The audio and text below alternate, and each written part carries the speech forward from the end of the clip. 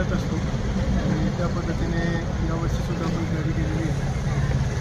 मागचे 2-2.5 महिन्यापासून सर्व यंत्रणा याची तयारी करत होते आणि आज आणि उद्या या 2 दिवशी देशभर या ठिकाणी मोठ्या संख्येने लोक भेट द्यायला येणार आहेत आणि त्या अनुषंगाने खूप मोठ्या प्रमाणावर वेगवेगळ्या डिपार्टमेंटने समन्वय साधून नियोजन करावं लागते।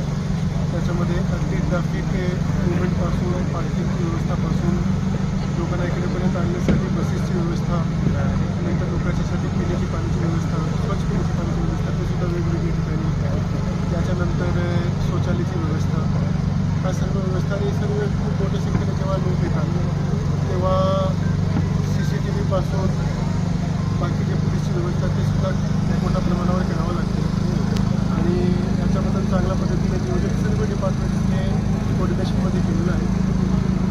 पार्किंगचे सर्व जे लोकेशन्स आहेत ते सुद्धा व्यवस्थित देण्यात आलेली आहे। वेगवेगळ्या ठिकाणी आम्ही शौचालयाची व्यवस्था, पिण्याची पाण्याची व्यवस्था मल्टिपल लोकेशनवर ठेवलेली आहे जेणेकरून लोकांना त्रास कमी होईल, कुठल्या प्रकारचा त्रास होऊ नये।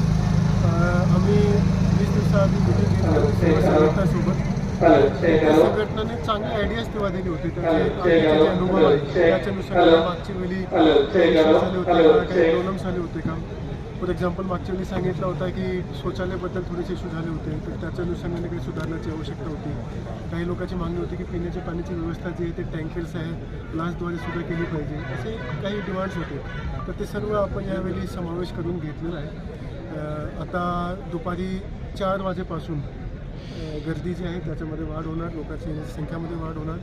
उद्या सकाळी म्हणजे 1 जानेवारीला सकाळी 11 वाजता ते दुपारी 4 वाजता हा पीक वेळ असतो, तेव्हा सर्वात जास्त लोकांची संख्या या ठिकाणी असणार आहे, तर तेव्हा आम्हाला जास्त विशेष काळजी घ्यावी लागते आणि संपूर्ण डिपार्टमेंट सर्व विभागाने चांगल्या पद्धतीने नियोजन केलं आहे। एक चांगली गोष्ट याच्यामध्ये आम्ही हे सांगू इच्छितो की डिपार्टमेंट त्याचं काम करत असतो, सर्व जे विभाग आहेत ते करत असतात, पण यावेळी विशेषतः सर्व संघटनाने चांगला सहकार्य केलेलं आहे, म्हणजे त्याने त्याची जी मदत आहे ती चांगल्या पद्धतीने नोंदवलेली आहे। म्हणून प्रशासनाचे सुद्धा यावेळी जे ताण आहे ते त्या संघटनाच्या चांगल्या कामामुळे आमच्यामध्येही कमी झाले। शौर्य दिनावरती कुठेतरी बिबट्याचं सावट आहे, बिबट्याची संख्या मोठ्या प्रमाणात आहे या परिसरात। VIP बद्दल अजून आमच्याकडे शेड्यूल कोणाचाही आलेला नाही आहे, पण आज दुपारी नंतर येण्यास सुरुवात होती आणि जेव्हा जसं येतील आम्ही DIOच्या ग्रुपवर टाकून जाऊ, ती माहिती मिळून जाईल। बिबट्याबद्दल आम्ही यावर्षीला विशेष लक्ष घेतलं होतं की कारण आपल्या सर्वांना माहिती आहे की पुण्यामध्ये खूप मोठ्या प्रमाणावर बिबट्याची संख्या